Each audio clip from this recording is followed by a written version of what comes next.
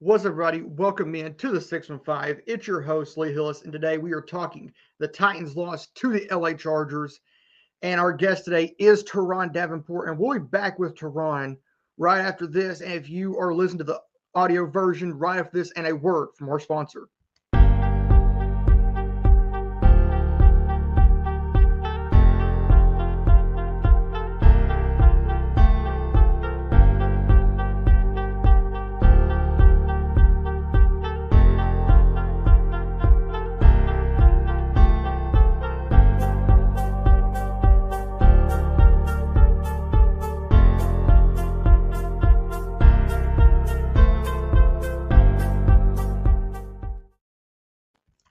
What's up, everybody? Welcome back and forth. Let me bring our guest in here, Turron Davenport. Turron, how are you?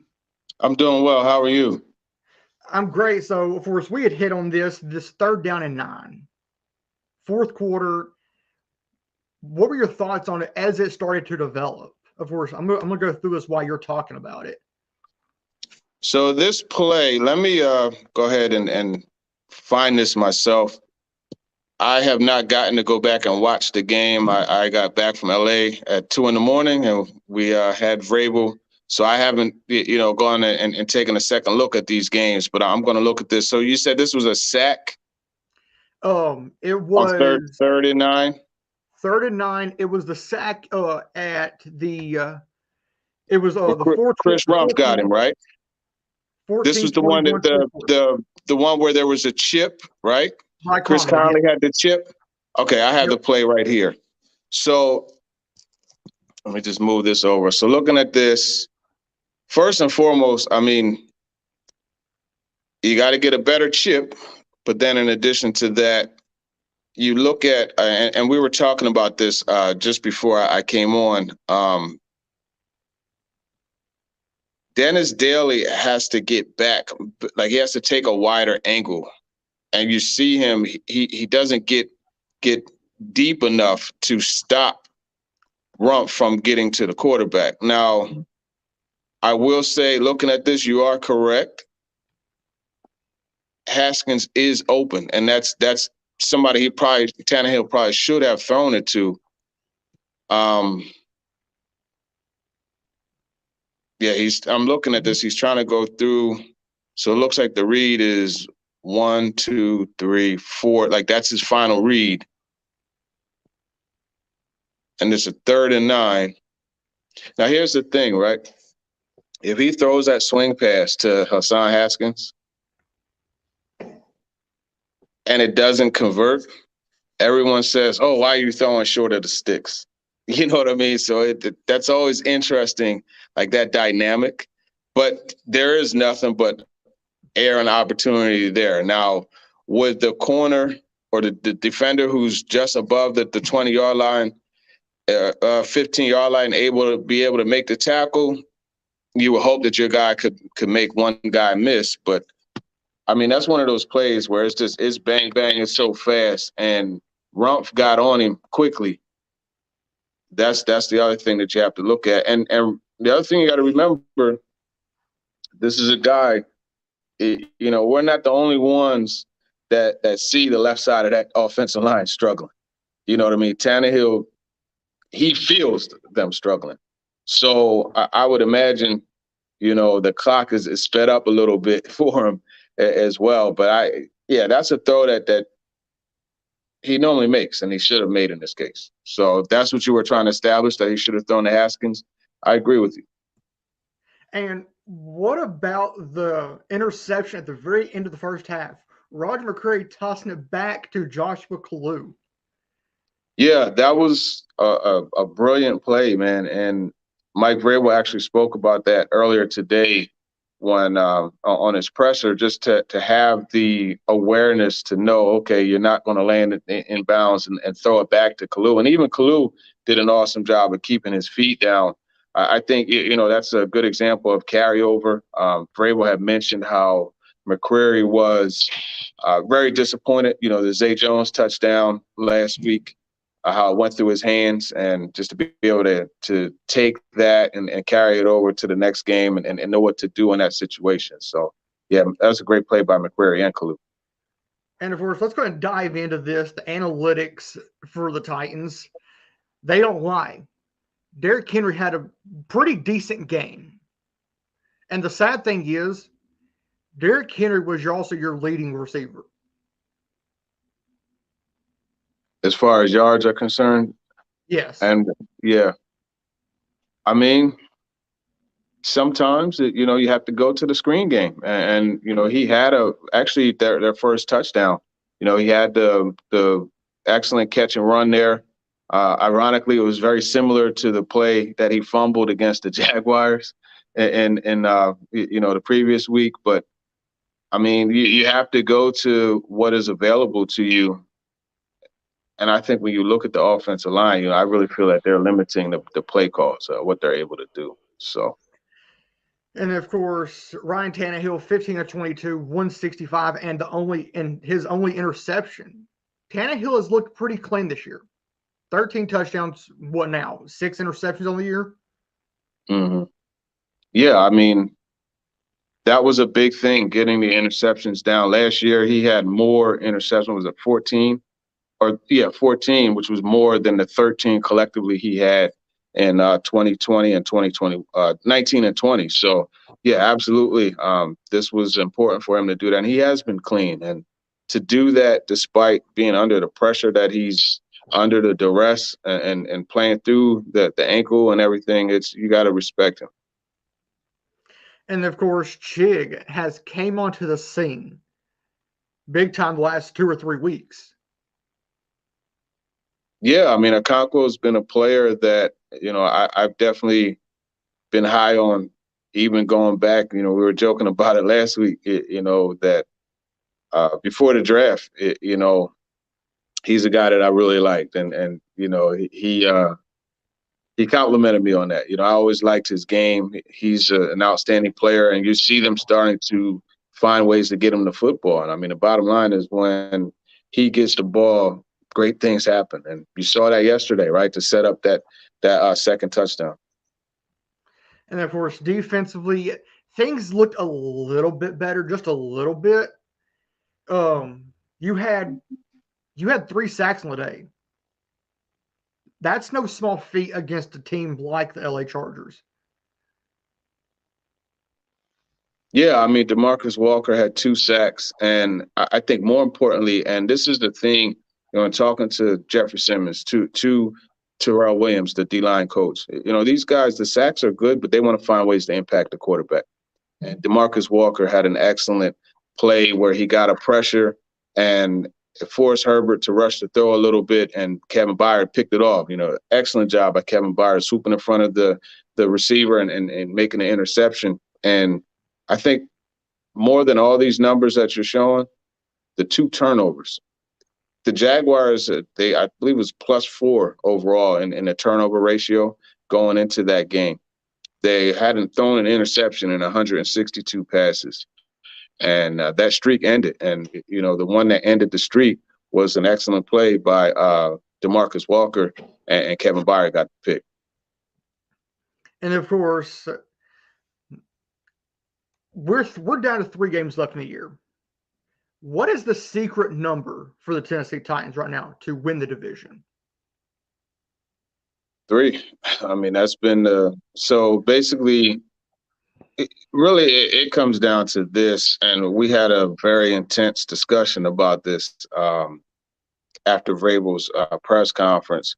It's going to all come down to the Jaguars game more than likely, but they're in a funk. It's so obvious, it's so clear. Kevin Byard, talking to him yesterday, like that was the first time ever in 5 years of covering this team that I didn't feel energy coming from him. Mike Vrabel, when he got to the podium, normally he'd say, "Hey, how's it going, coach?" And he'll say, "Great." He said, "Oh, I'm okay." There's different things like that. So they need a win. They need a win. So the formula, the magic number is a win. They need a win to get out of this funk that they're in. And I feel like if they can get that win this coming weekend against the Houston Texans, that will help. Yeah, I mean, this is a really good get right opportunity for them, but they need that W because Jacksonville's rolling, man. There's two different ends of the spectrum. You got the Jaguars playing with supreme confidence. The Titans aren't playing with that same confidence though.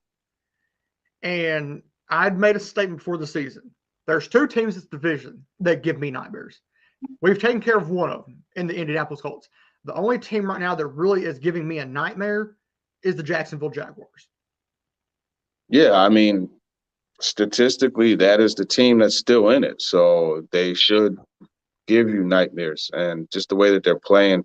And it was a matter of time before things started to come together for them. You look at their losses, there's a lot of one score losses, and when the ball starts to bounce your way, those one score losses become wins. So, and that's what you're seeing. If you look at yesterday with the pick six and everything.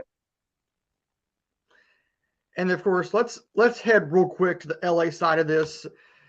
Stats online: Justin Herbert, 28 of 42, 313, and 2 interceptions. This is, I think, the second or third 300-yard game they've allowed in a row.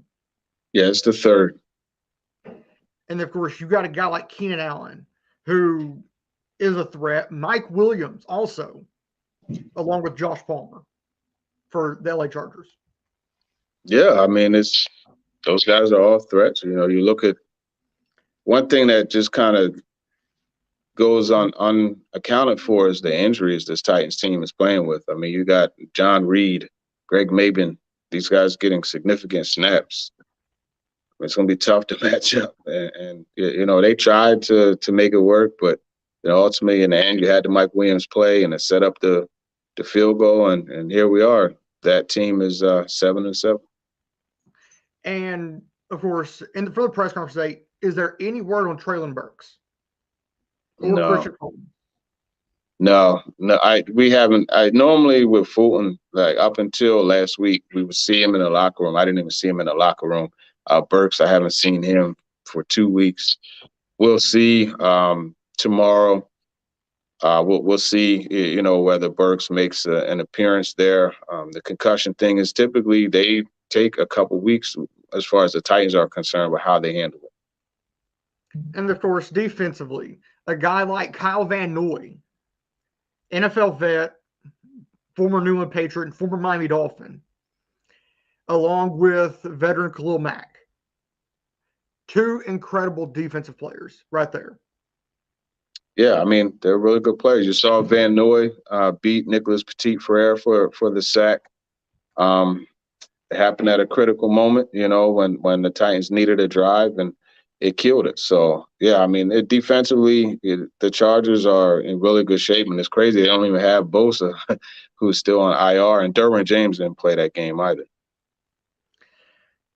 And of course, I know with you, this part was quick. I'm going to let you get out of here because I'm guessing you're probably busy throughout the day. So, of course, I'm going to throw your socials up for anybody who wants to get TD on their show.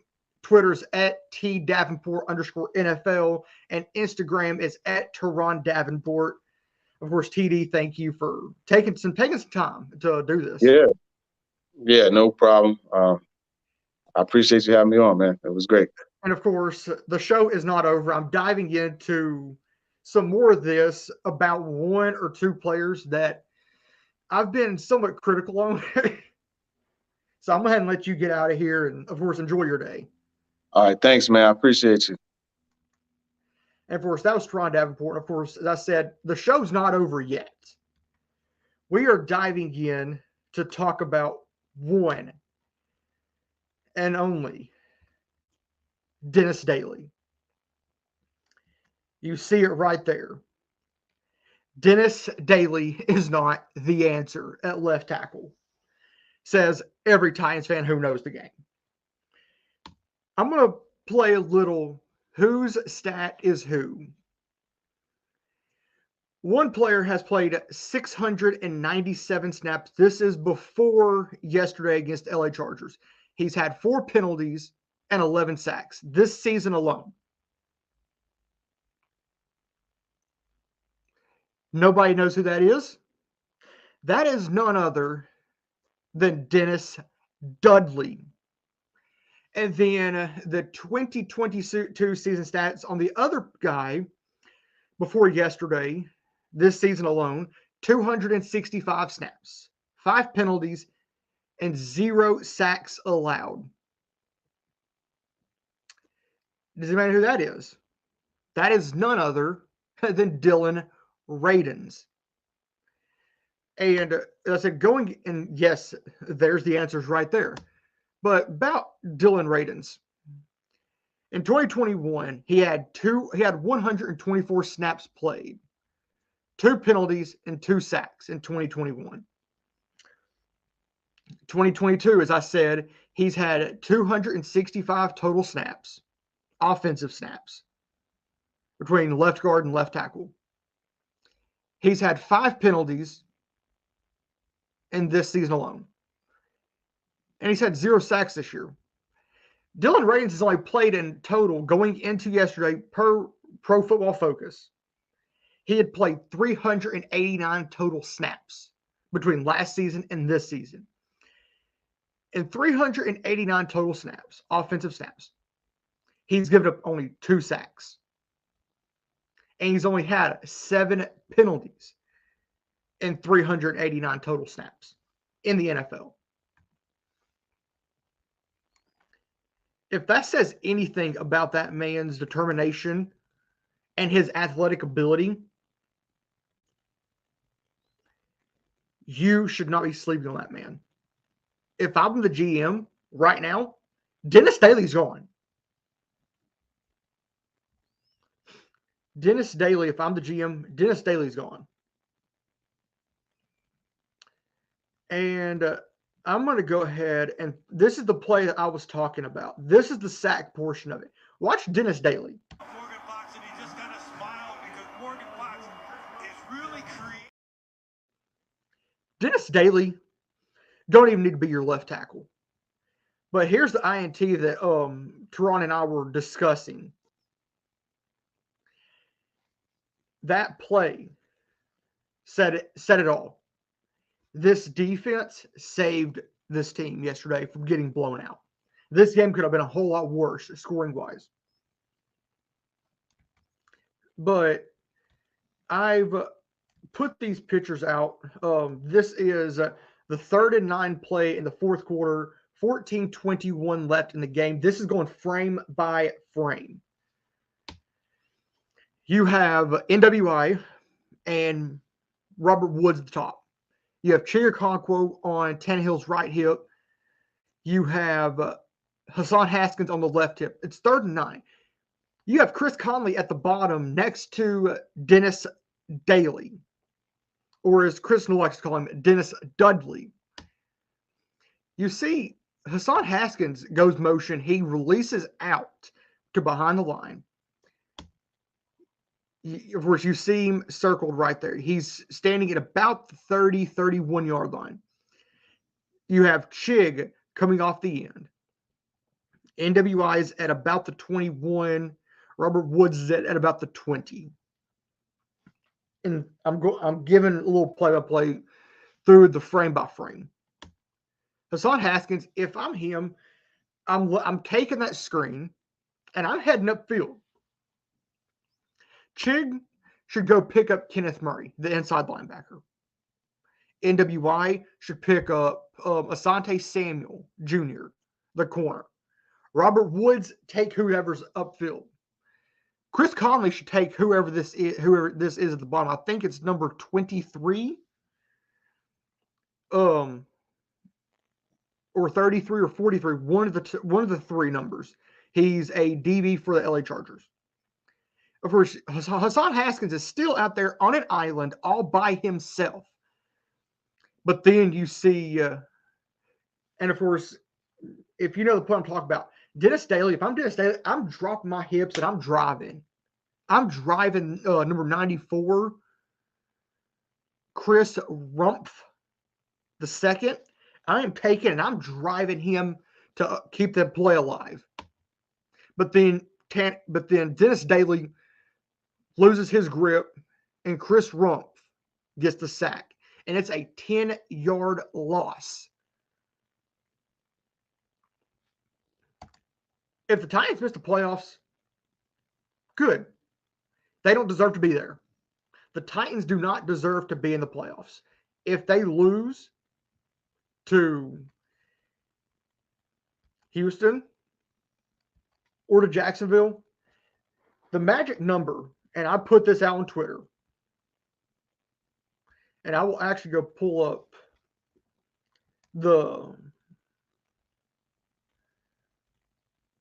let me see if I can pull these pictures up. And I'm going to go with the Jacksonville Jaguars first on this. I'm going to share screen.